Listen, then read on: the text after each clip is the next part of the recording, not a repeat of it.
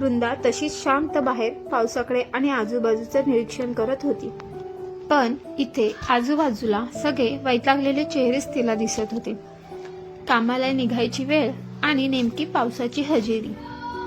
कोणाची वेळेवर पोहोचण्याची घाई, कोणाची वाऱ्यामुळे छत्री सांभाळताना उडणारी तारांबळ, बाईकस्वारांची रस्त्यातले खड्डे चुकवताना होणारी कसरत.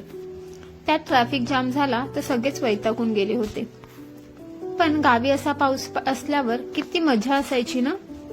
चातकाप्रमाणे वाट बघायचो आम्ही दोघी, ती आणि तिची मावस बहीण मृणाल.